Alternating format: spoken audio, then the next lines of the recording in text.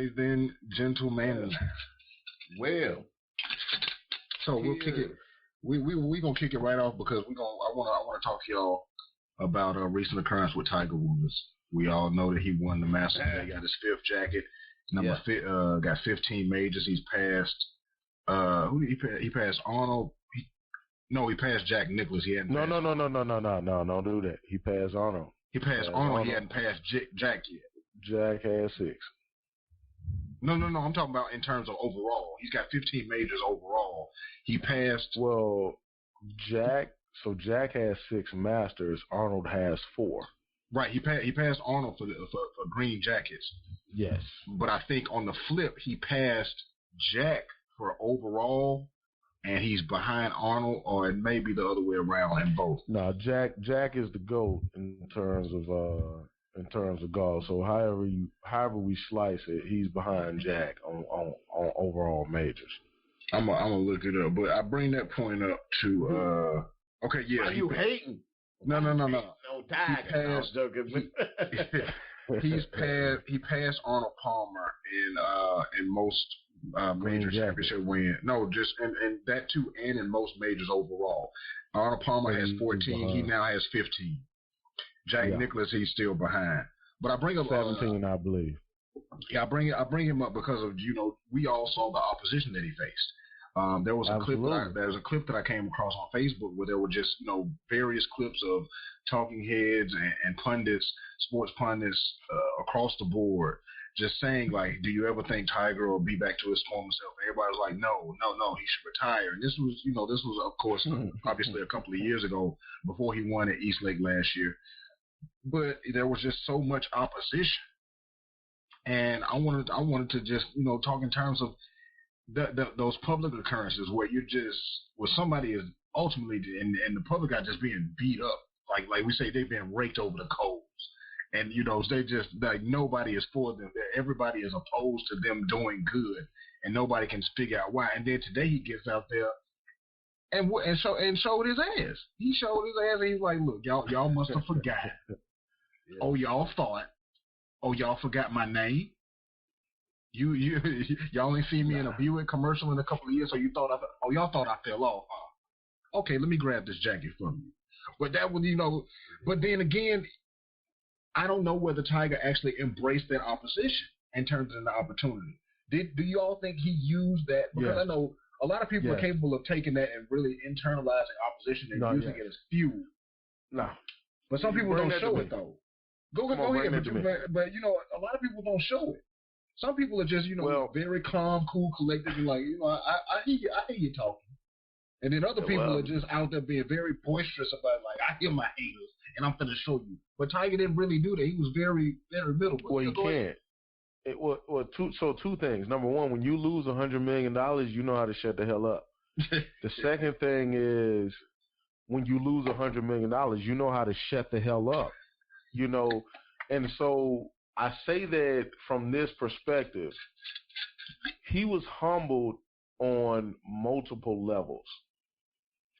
You see, if he was still being successful, which by all accounts, I mean, he had a really good year. I think it was last year where he went from being number 100 in the world to number 12.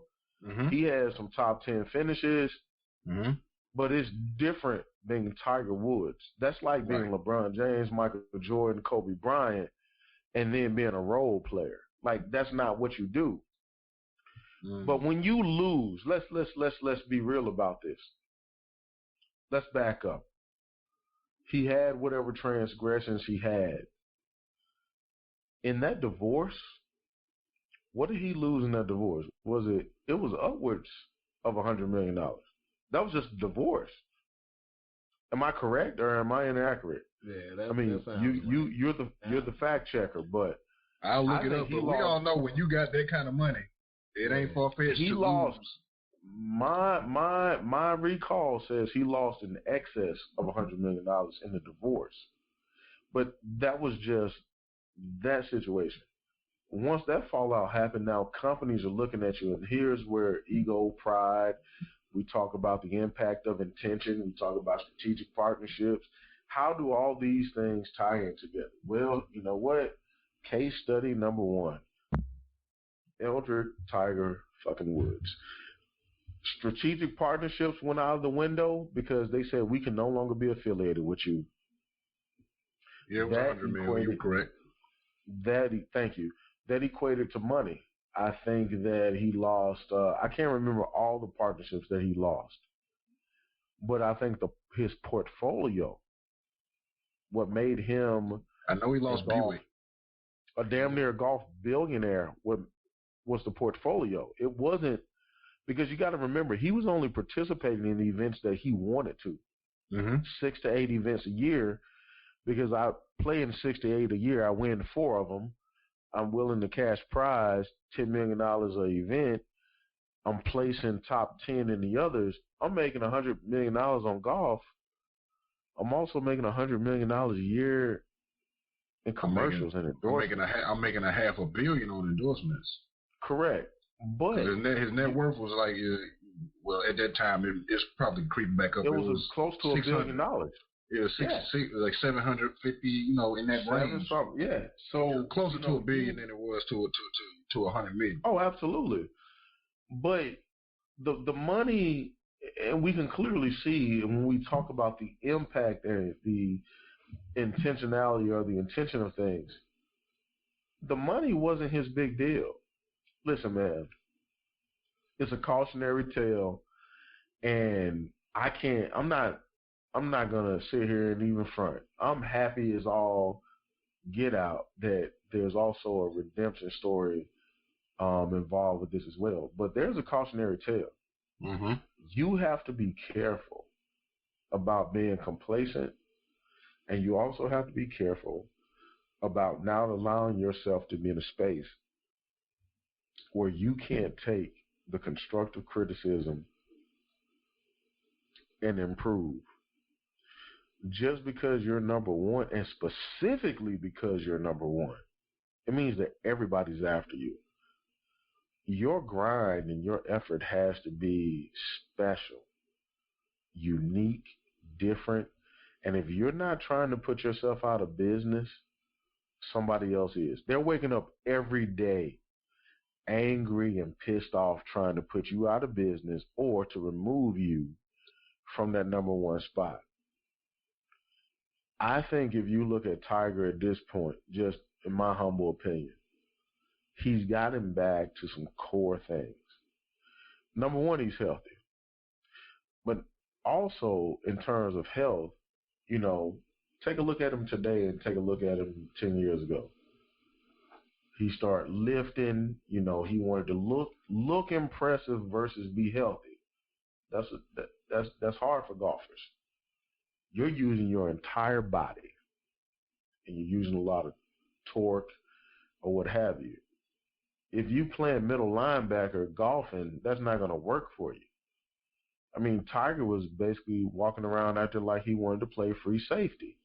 That's not going to work for you hitting a golf ball. But if you look at him today, this looks like a guy who does Bikram yoga on the weekends and picks his kids up from soccer practice. He looks like Champ. He looks like Champ. Like he's living an all-around life. Yeah.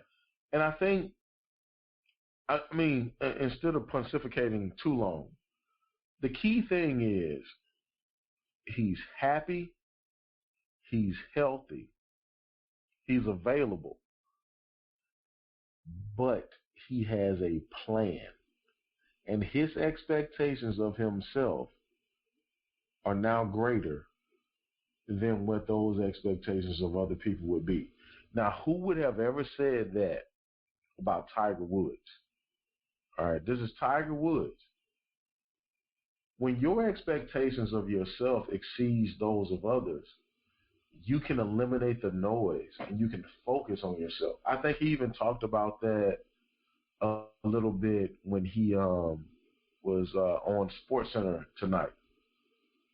Yeah. But I think that's clutch, man. That's critical. Especially when you look at the fact that he, it's been 11 years since since the last time. It might be 14, bro. East Lake, he won about last 15 since the Masters. I think since 2010. It's been 22 years since the last time he won the Masters. 22. Yeah.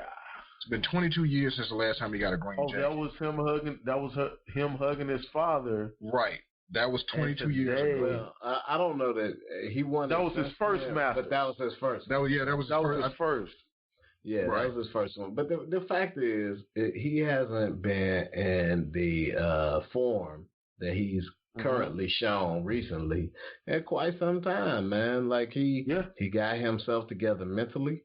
He got himself together physically, which, like you said, we talking about back surgery. That's a huge deal, man. There are people who have back surgery, and we talking about just regular folks, and they never get 100% back to what they did in their regular lives. Now, John Moore. Yes. Now, Dr. Levin, I'll say this. For folks who've never, tried to go out there and play golf, swing and miss. If you bad, swing and miss. Let me tell you something. Let me tell you something right now. That'll put you in back surgery territory by itself. Let me tell you something. Man. Let me tell you something.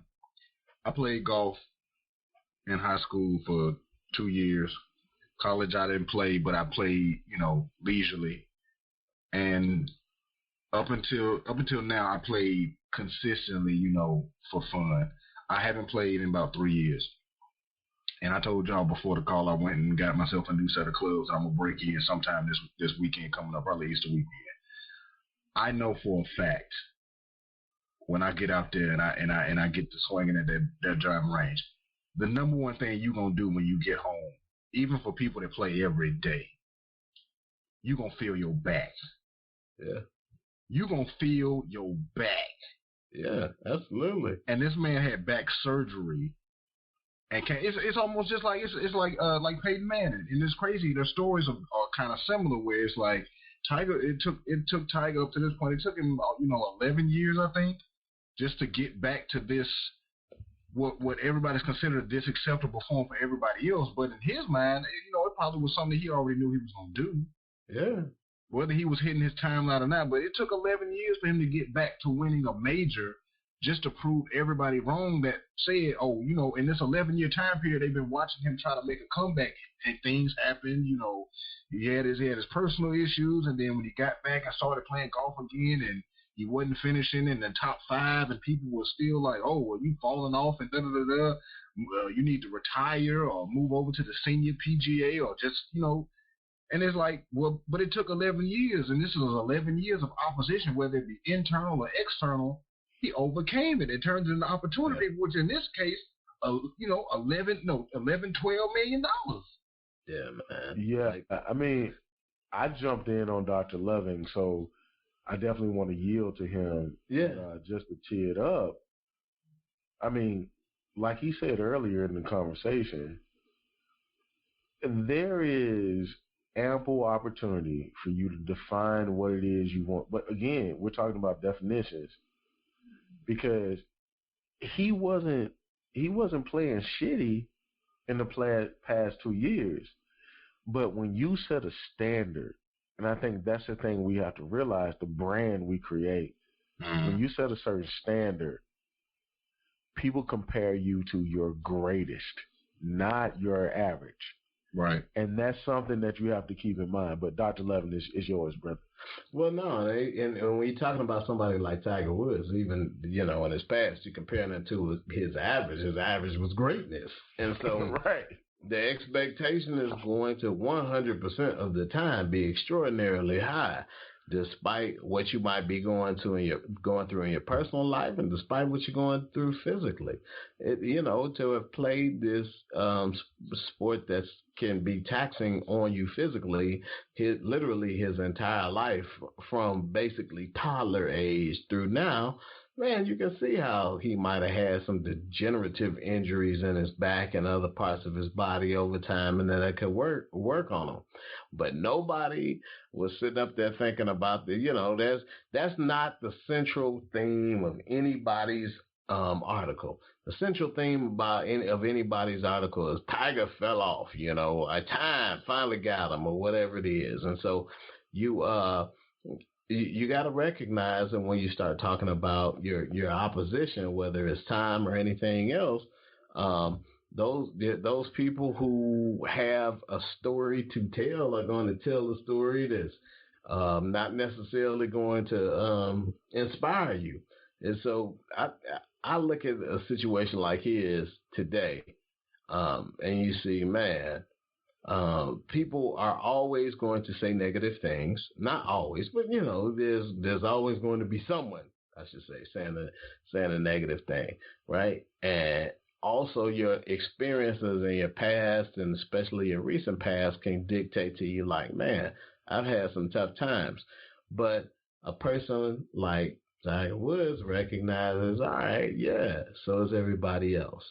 I'm going to do what it is that I do best now. Not like what I did best back in the day when I could drive the ball 300 yards and blast everybody off the tee and destroy them. No. I'm new me. What can I do now to come up with the best recipe for me to win? And I think for our listeners, that's what you need to hear, right? At the end of the day, you might have been extraordinarily great at something before, right? But now you have your own recipe that comes from your experience, comes from your understanding of the industry, comes from what it is that you can now bring to the table. And might be a little different than what you bought in the beginning, but it is still as important as it was in the past. It is as potentially impactful as it was. You just need to make sure that you understand what it is that you're bringing to the table and bringing it to the right place so that you can leverage it in the right way so that you can be extraordinarily successful, right? And so that and the idea can be extraordinarily successful despite the fact that there might not be as many people who believe in it. But that's okay. That's fine. The opposition will push against you. It always does, and it always has, right? But the fact that people oppose you doesn't necessarily stop you as much as it gives you some fuel to see, okay, which directions should I go to make myself successful? Which direction should I avoid going? What things are going to help me? What things are going to hurt me? And really all it does is, helps you define your own path so that you can go ahead and be successful going forward. So only those people that see that, oh, well, I want to go this way, and someone else says, no, you shouldn't go that way, and then they give up, well, those are the only people who lose, right? Because the people who experience those things and hear someone say no, and then they say, okay, well, let's see if there is another way. Those are the individuals who end up being successful in a different way than they may have originally planned, but they take the skills that they have and they press them towards that goal that they have, despite the new impingements or whatever sort of obstacles might be in their way. Right? That's what life is about. There's always obstacles. No matter what your idea is, even the most happy-go-lucky, wonderful thing that you want to do, and you think that no one would be against you, and you take it to the church committee, and you'd assume that everybody would be on your side, and the next thing you throw it out there, and somebody named Gladys had an idea that was different than that, and they want to destroy you in a church meeting. And it seems crazy to you, but that's life, man. So you have to decide what it is that you're going to do with what God has given you, right? What it is that you're going to do with the opportunities in front of you, and what it is that you're going to be going to do with the opposition that I will say has been given to you.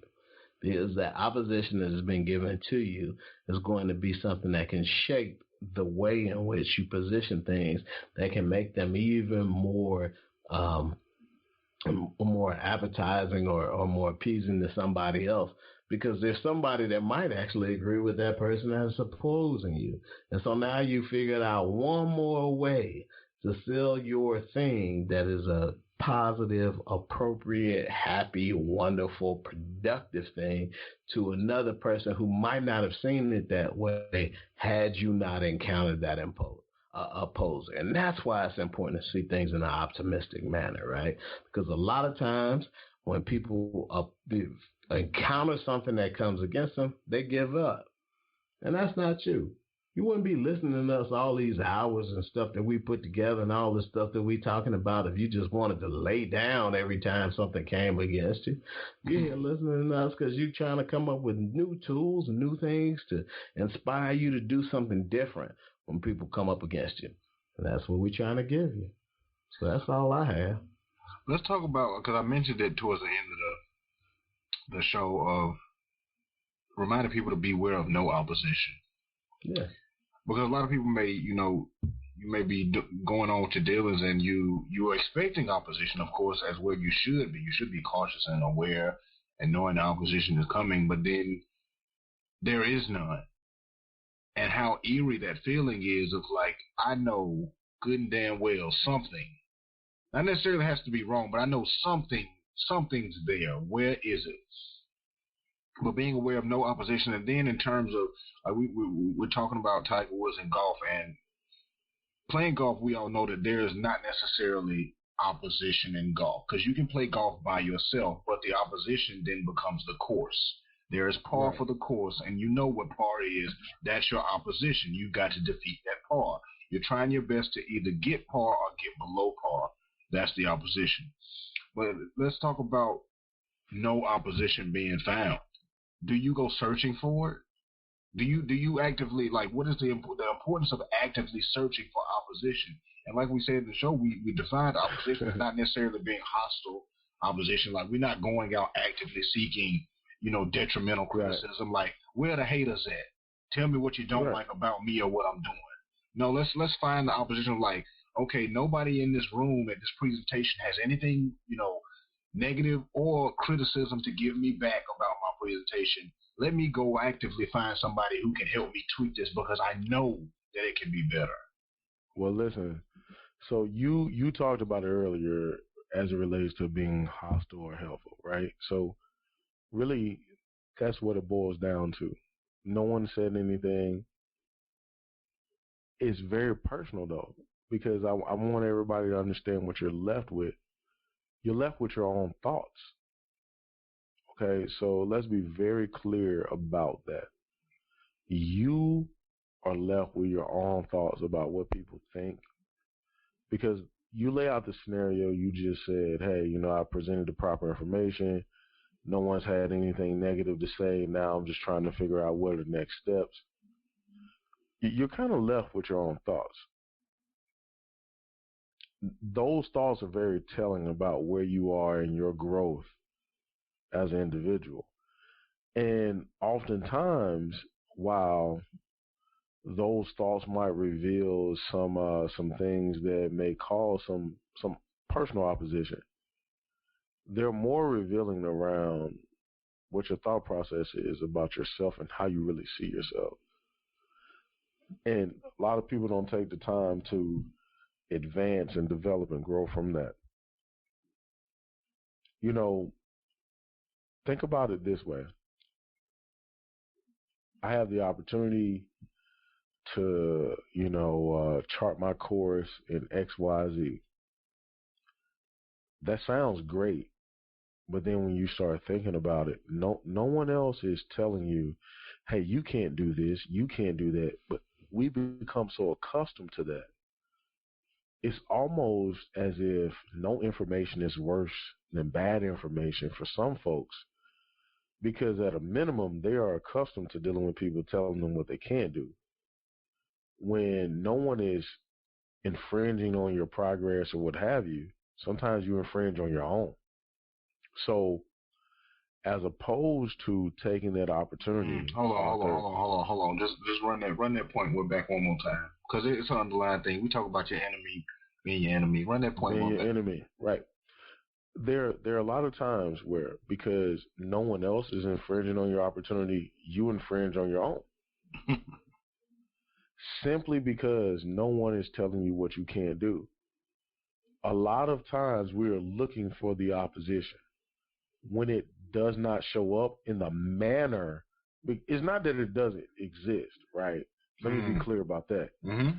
Because it's not showing up in the manner that we expected, we ignore it. But we forget to protect ourselves from ourselves. Because what happens is it shows up in you. No one has told you you can't do it. Everything is going great. And then all of a sudden, you doubt yourself. I mean, you start self-doubt. Yes. Self-hate is what it really is. Mm-hmm. And one of the largest reasons why is because who has gone before you to show you those opportunities and to show you that you can do these things. In a lot of cases, we are the first person in our families, communities, or whatever to do said things. There's a lot of pressure on people to do those things. And as opposed to sharing those fears and opposed to sharing those insecurities with folks, we hide behind pride.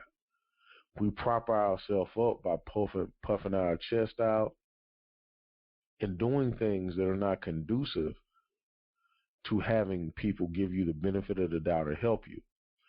So as we talk about this thing, we talk about opposition and opportunity. One of the things that you can do to create a better chance of you capitalizing on the opportunity that's in front of you, be more of your authentic self. Be honest about the things that you have fears about with the people that matter most to you. And if those people are really for you, you now have a safe landing space when things get tight or difficult, or you have a situation like you're explaining right now, Arthur, where, hey, man, I really need to deliver. I have something I need to vet or talk about, or maybe I haven't delivered. You still have a safe space to go to where you can get exactly what you talked about earlier, constructive criticism, where is given to you in the way of truth and love, and you're able to digest it and move on from it. And that falls back. That throws back to that personal board of directors, your power circle, and your strategic partnership. Absolutely. It's not only your personal board of directors, but it goes into your evolution as a person. As time goes on, you are, in fact, responsible for making better decisions. Yeah. So as your responsibility increases, your ability to make better decisions should probably go in that direction. And so if you're not surrounding yourself with people who help you do those things or challenge you to do those things, your decision-making criteria, your process by which you judge success, everything is going to be off kilter, because we need to recall and remember that because we are defining what success looks like for ourselves, that could be hit or miss for the people who are receiving the services. So I don't want that to get lost in the sauce, so to speak, because those people and their opinions and criteria should be put very high on the list. When you talk about opportunity, your opportunity is only as great as the service you provide to fill the need that's being given or expressed. So if you're not going to do that, and you're not going to do it appropriately, efficiently, and adequately, your opportunity is very bleak. Yeah. Dr. Levin, I want to throw it to you on a personal level because you did a photo shoot today and you experienced some slight opposition. You experienced some slight opposition to your photos. We won't name names of who was opposed to. What? I thought it was uniform acceptance. What? No. All right. So look, in terms of moving ahead, right? You're gonna do some things. Some of it is going to be accepted by everybody as, oh man, you should have done this. This is great. And then because of you thinking about things in your own personal, unique, special way, you're going to do some things that are going to rub other people the wrong way, or they're just not going to be able to see how what it is that you've done is consistent with, everybody getting ahead of them, getting ahead, or they just might decide that it's funny to mess with you, right? And so the fact is, you have to stand on what it is that you have going, right? And actually have thought about the message that you're trying to send with all of the activity that you're doing, right? Whether it's pictures, whether it's what you're talking about, whether it's what you're writing, right? You're sending messages all the time, right? And the message that you are trying to send needs to be consistent with what it is that you're doing to send the message, right? Well, so let's talk about the message you was trying to send today. Yeah. Yes, with my shooby dooby R&B pictures. No. Hold on. Which one? Because shooby dooby is a different era. The era you was going for was very Jodeci-esque. You was very John B-esque.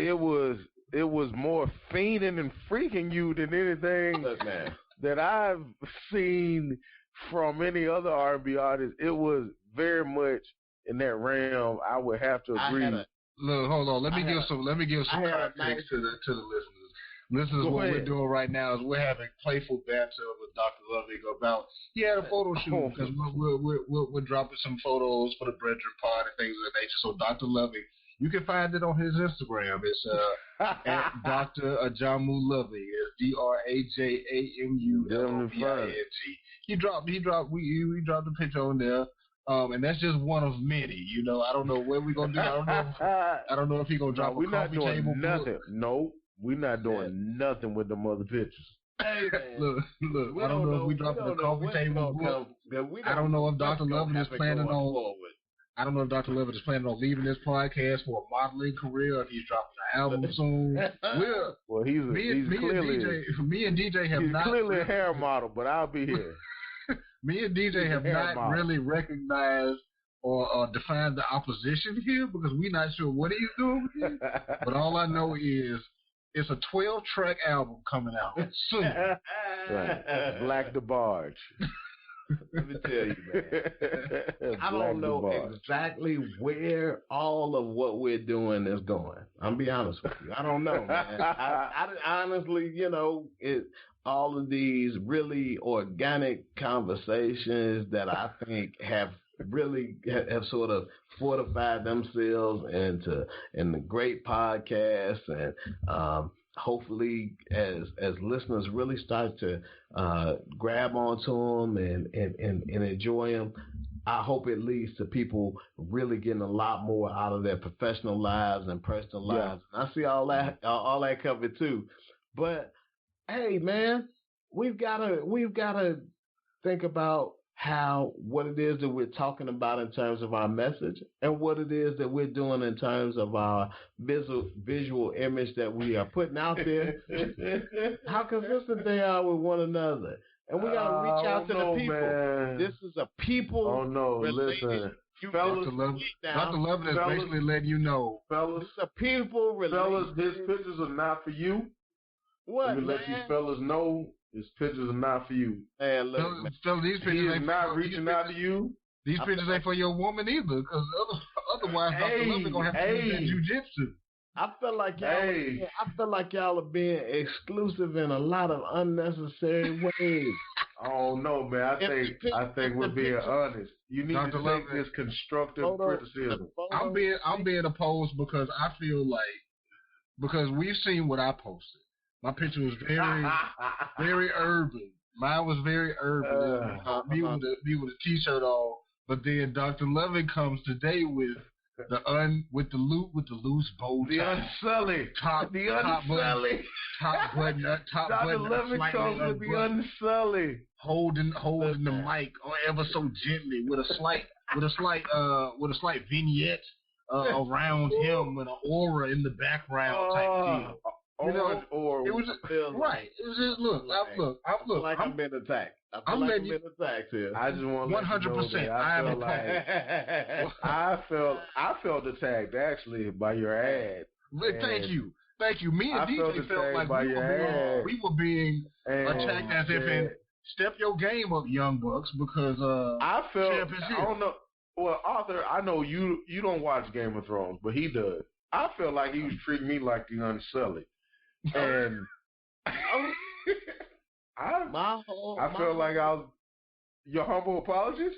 No, my whole goal was to treat me like the Unsullied. Was the shit on us? Was the shit on us? Was to make sure that what I was putting out there was on the level. Oh, you want to talk like that while you say it too? Go ahead. That we were having, I wanted to make sure that people looked at the images. I want to make sure people look at me. They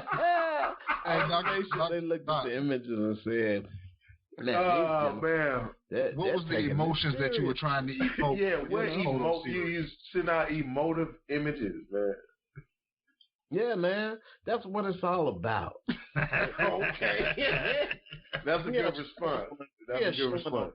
Number of levels that we care about what our listeners have, and we trying to respond to it in our own ways. He said, trying to be culturally responsive, huh? Yes. He's saying from the basement to the penthouse, we trying. That's all. I heard that. My pastor said today, man. I was at church today. My pastor said today. I almost got up and walked out. He said, I saw those European cars out there today, but I want to let y'all know my push to start work the same way yours work. He also said that there was a time where I parked my car on a hill, and I had to crank it up by letting it roll down. Hey, let me tell you something. I parked my car on an angle just so my gas needle was right. Now, I feel like Dr. Lovin is saying, now listen, I've done what it is I need to do, and if y'all don't want to take no sexy pictures, that's up to y'all. So effectively, what you're saying is, but I am. Lovin has in his own way. He's raised the bar. He's moved on. He's raised the bar, and we're taking it in opposition. He's targeting our demographic. What I'm telling you is that this is the first set of photos. Okay. That there may be more. There will be others, is what you're saying. Photos taken. Now, hold on. As full disclosure, who's your photographer, Dr. Lovin? This is my wife, Melissa Lovin. She's got quite the eye for these types. So let's be honest. There may be a third set of pictures that no one will ever see. How to make me look handsome. That's how somehow she stuck with me. There may be a third set of pictures that no one will ever see. Well, yeah, that's probably true too. My point is that we should not be trying to limit how awesome our photos are. We need to be focused on making them even better. That's what I'm talking about. Says the man who look, ladies and gentlemen, more context to this. I simply asked everyone. I said, let's take a picture with the mic so that we can put out some consistent material, just to introduce ourselves visually via the BREADren podcast. Because up until this point, we've only had just general advertisement for the podcast, no pictures of us. So I went into my hallway and I took a picture with my phone and my microphone. Very simple. You can find it on my Instagram across various social media. Now today, Dr. Lovin has taken it upon himself to have a full-blown photo shoot. Okay, so this is where my opposition comes. It's not necessarily opposition because look, we are brothers. We are part of this strategic partnership, this power circle. But I just wanted y'all to let to give you insight as to the lengths that Dr. Lovin went to let us know I got this. Hey, listen, man, this dude shaved his head today with a straight edge razor. I do that every day. No. But so don't tell me I'm lying there. I'm telling the truth. He just wanted to let you know that's a daily occurrence. It wasn't special for the photo. My hair stays. Well, nah. Straight edge razor. And then he lined himself up with some Andes Clippers. And when I saw them pictures, like that loose bow tie, I was just like, I ain't never tied, right? I ain't never even tied. I just let it. That's fine. I put it on to leave it loose. But it evoked, Dr. Love, it evoked an image that once we posted it, people was like, when is the album dropping? Yeah. Yeah. That's okay. Like, see, that's the thing. I feel like that's all right that we, people wait for our album, man. That's fine. I don't DJ, I like how you said we had to wait for our album. Ava. Yeah, that's man, it's your album. Ava. The way I was dressed, the only thing I could do with your album is carry the crates for you, sir. What, man? No, man. I had on like DJ, what DJ said in the show, meager. I had on meager clothing. My meager accommodation. My meager attire. Man, I look. Only thing I could do, I could be the producer. I'm in there, flipping switches on the board. But you, my friend, are the lead singer.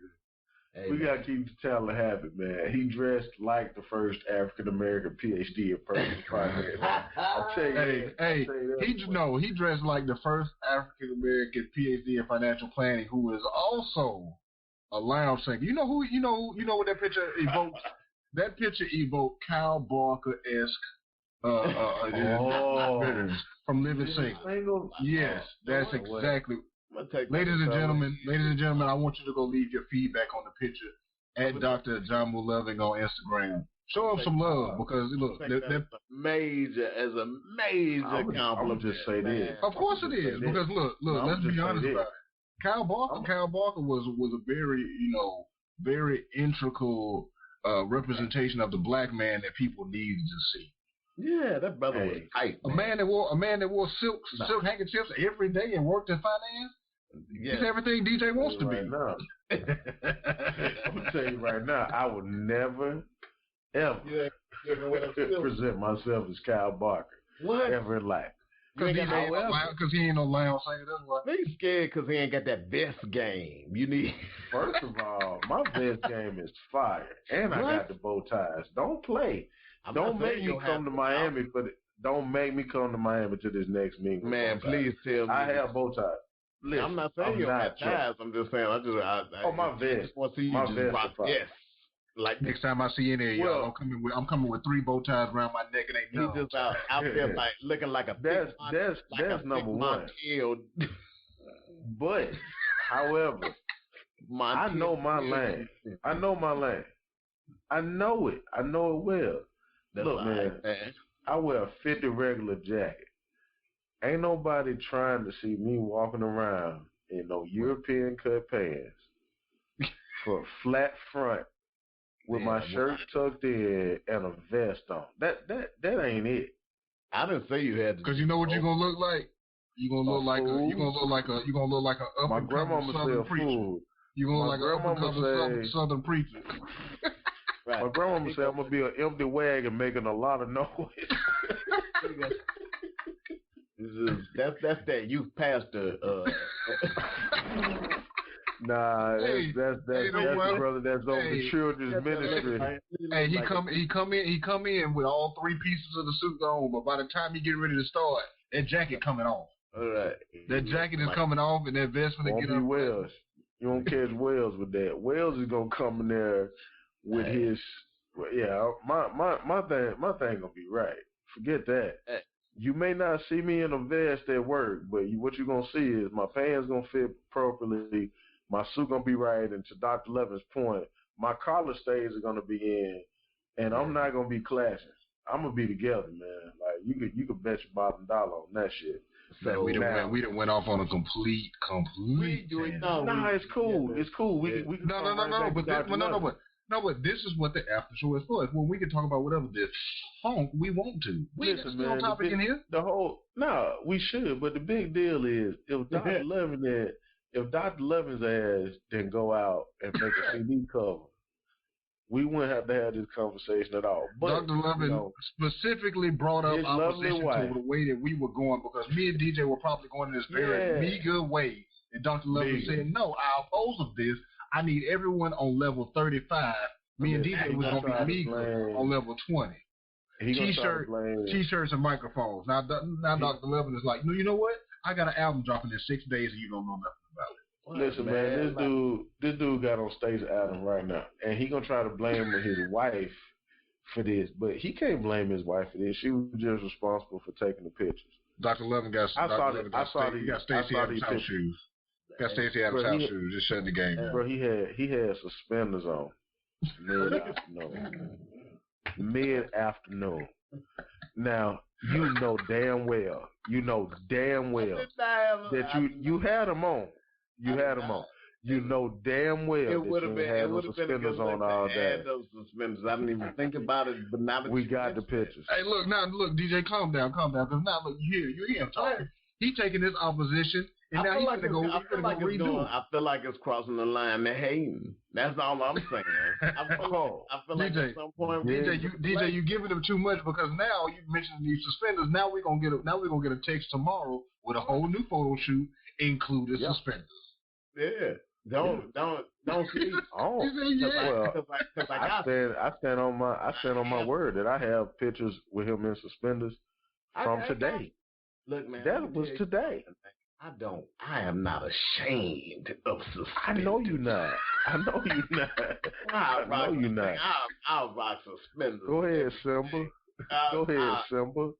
I'll put suspenders on and pop them in front of people and rock it. I really wish you wouldn't do that again. I will do it at a presidential debate and stand there right in front First of all, the way I see it, this is you at the grocery store getting ready to check out with your groceries, and then they tell you your total, and you just pop your suspenders for good measure, just fucking with people at the grocery store. I got money. First of all, exactly. And then he pays with like Apple Pay or something. Don't pull out a card. He just puts his phone. That's when I pull out a check, dude. Just because I'm trying. We out here with a personalized pen that he touched the tip of it to his tongue, and then write his check out like, what's the total? That's what we on. And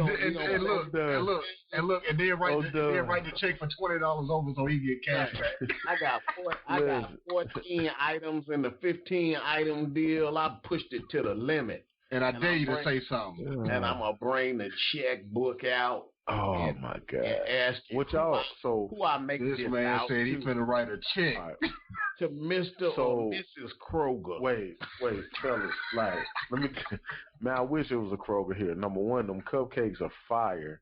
Yeah. Not to mention that chicken. But either way, bro, I'm at the grocery store. This is just yesterday. I'm in line. I'm like, man, there's only one person in line. This is gonna be great. Why this lady pull her checkbook out? And I knew I was done. As soon as she pulled her checkbook out, now I'm looking at the self-service line, like, man, I should have gotten this line. Bro, why she couldn't see the screen? Why she didn't know how to write a check? So she handed me her checkbook and her pen. And was like, hey, baby, write this check for me. Wow. I said, excuse me? She said, I don't know how to write no check. I ended up writing this lady's check. Gave her the check after I wrote it, of course. And then she looked at me. She looked at the check with her glasses on. And I'm like, you just said you don't know how to write no check. And so I asked, I said, well, ma'am, I don't understand what you're looking at if you don't know how to write it. She said, just because I don't know how to write it don't mean I don't know how to read it. You ain't finna take my money from me. Mm-hmm. And that's what she told me standing in line. So, Jamu, my challenge to you, find a millennial, find a whomever, do the same. Record it, post it, and if you do so, whatever it is that you are planning to give to the challenge for our listeners, I double it. Look at you. Challenging me in ways I ain't prepared to accept. I don't know. You challenging Dr. Levin to find a millennial and challenge him to write a check? Right. Challenge a millennial. No. See, keep in mind, she had me write it. So she said she didn't know how to write it. Challenge a millennial. My check? Because you know they can't write in cursive. Oh, so wait, this lady that you talking about, she was a young person, a person young. No, she was older. No, she was older lady. So you want me to let somebody write a check on my behalf for my check? Just at the grocery store at Kroger. Like you, something small, a rotisserie chicken and some mashed potatoes. Let me tell you something about your Monday meal. Your Monday meal. Let me tell you something about how I rock my security as it comes to this checkbook of mine. You don't use it. You don't use it. No, that's true. I mostly don't use it, but it is also made of the finest of blue plastics. They're not about to put in the hands of somebody else. It's a oak snake skin, bruh. Shut your mouth. Speaking of challenges, I'm not about to allow some novice to try to write this check out and potentially waste. Hey, somebody, Dr. Levitt gonna be like, you write this check, they gonna pull up YouTube. First of all, man, just give your. First of all, this is what I do. If you go to the liquor store and give your check to Champ. Whoa. First off, that is the place. Look, the liquor store is for cash and checks. And people from a certain socioeconomic background know what I mean. But that is one place you don't necessarily write your checks. You don't necessarily write. He need to be out there buying that. What liquor he had on that call? My E&J. No. You had something. Absolutely not. Something you tried. Absolutely. It was the vodka you tried out a couple of episodes ago. No, it was the Soke or some shit. It was wasn't it a vodka though? No, it was. It was a cognac. But he tried it out. Dosuke? No, it wasn't Dosuke. It was Dose or something. Yeah, I've tried a lot of different cognacs, man. That's the shit that I'm saying. Nah, man. Yeah, Champ need to write your check. DJ is opposed to venturing out in the cognac lane. Yeah. I'm opposed to E&J. That's a problem. No. I'm opposed to E&J. See, one thing we not gonna do here is we not gonna forget from which we comers. That's right. I ain't never forgot because there were many an undergrad night where E&J was where it was at. That's right, and this is E&J XO. I ain't never in my life. So look, so here we come to an impasse where you got on Dr. Levitt for his suit. For his pictures, and here you go with the liquor shaming. I ain't never had nothing but Hennessy. I've only been drinking the finest forever. Oh, those are lies. I just said that I was drinking Paul Masson from the Macon Motel for the duration of my college career. I like the way he's trying to make Paul Masson seem like it's better than E&J. I'm gonna tell you right now, I'll take Paul Masson over some E&J every day. Everybody will, because Paul Masson don't have a nifty name like Erkinger. That's right. First of all, I ain't even gonna defend this with y'all. Ain't nobody. Yo, you feel you drink like E&J? I do. Always have, always will. Always have, always will. I ain't drinking your E&J. I ain't drinking nobody's E&J. Bougie Negroes and the liquor on the next episode. You call me whatever you want to call me. Whatever, man. E&J ain't got no place in my life. When it's time for the old men to do all of the different dances, they need to be drinking Hennessy. If you respect that man, let me tell you, it's disrespectful. It's disrespectful to offer an elder some E&J before he go out there and do his two-step. E&J is nostalgic. Hennessy ain't nothing but E&J and Parmesan poured through a piece of bread. But let me remind the listeners about the challenge that we got going before we get off in this tangent of liquor wars, game of cognac.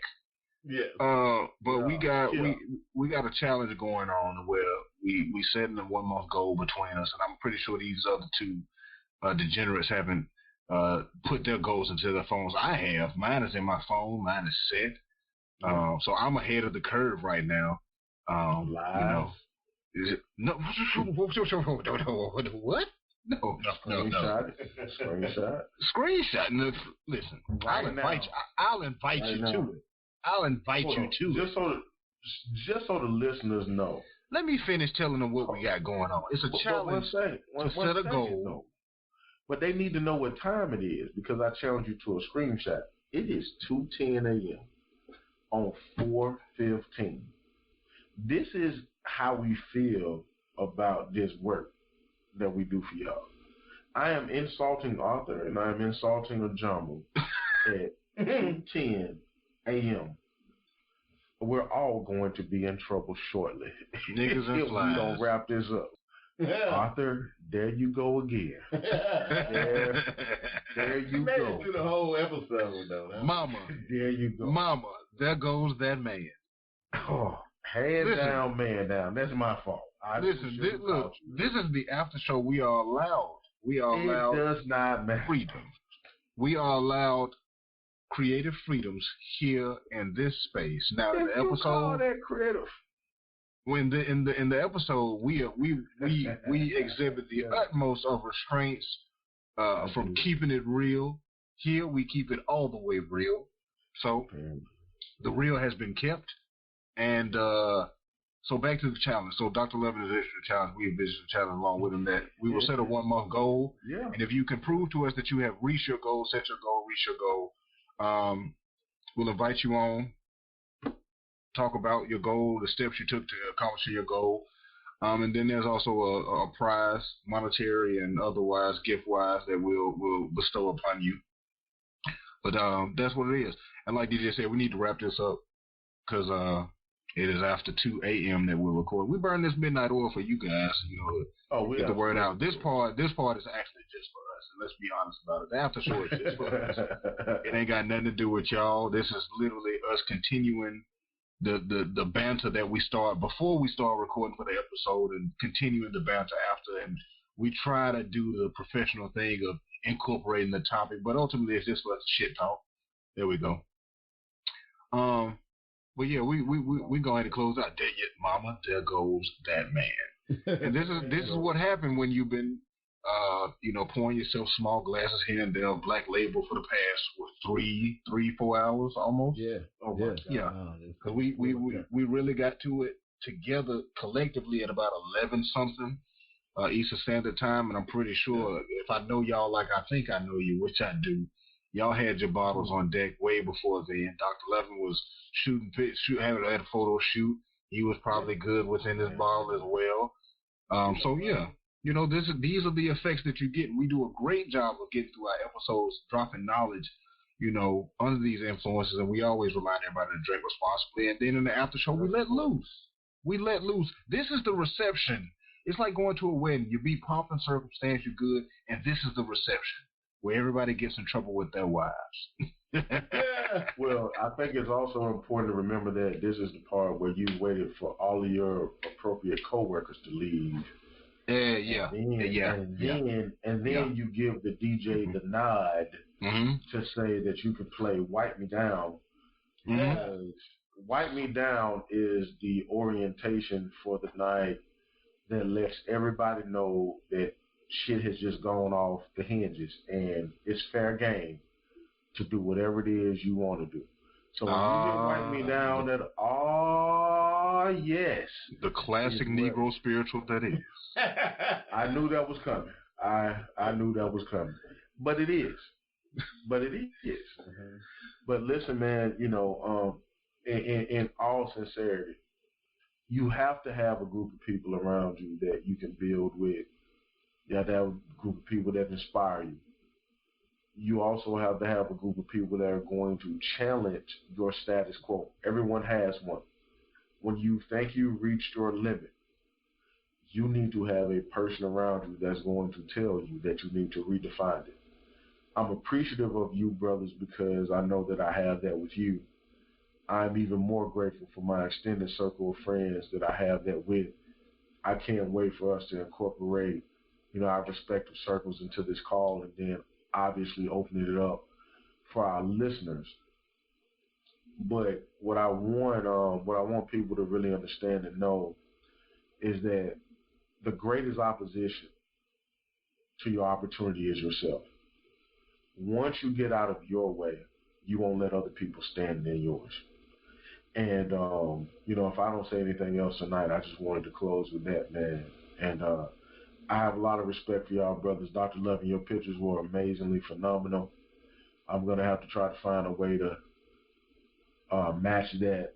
But please, when I say please do not send any more. Hey, we doing more things, but yeah, I really hope not. but no, I appreciate what you're talking about, brother. And let me just say, man, it is my pleasure to talk to you guys every Sunday. It's even more of a wonderful thing, in that we're able to use this to be productive and help other people in their lives. And I hope this episode has been something that people will be able to use to push themselves forward despite the opposition that they feel like they experience, and use that to positively impact them. But at the end of the day, it's all about taking whatever comes at you and using that experience that you go through to positively shape your life. And so I am very happy that at the end of the nights, these times that we spend with one another, we're using them to positively impact others, but I also think that this is positively impacting us, and I'm really enjoying the time that I'm spending with y'all, and I look forward to many more episodes going forward. So that's all I have for this evening. Most definitely. I'll reiterate the points I always tell y'all, and I told you all personally before, this is my third go round at this podcasting thing, and this is one of the most organic feels that I've ever gotten when it comes to this. And I look forward to, our conversations, and, later on in future episodes, we'll get into the nitty and the gritty and the meat and potatoes of how this all came about, because, the format that we got going now is, not something that we really planned out. It just happened. We decided to get together one Sunday and just record our conversation. And that was episode 1. It was not, it was not like we had this whole format written down and prompts and everybody had their notes written down and, different resources pulled up with the bibliography and all of that. It was literally just us having a conversation we hit record. And that's the beauty of what we got going on here. And I love the fact that I have two well-versed gentlemen in their respective arenas to basically make me look good. Because I don't know half the shit they be talking about. I just be, I bridge the gap between the laymen's and the leaders and the learners. So I appreciate them for, allowing me to be on this journey and, just give my 2 cents as I can. Like DJ said, I'm, my meager stature is, it's not, but anyways. Yeah, your meager 6 businesses. Yeah. Hey, look, it's, but and still, I don't have an album cover like Dr. Love. And we're gonna end it there. We're gonna end it there, man. I love you guys. We love our listeners. We appreciate every single person that's giving us feedback, whether it be positive or not.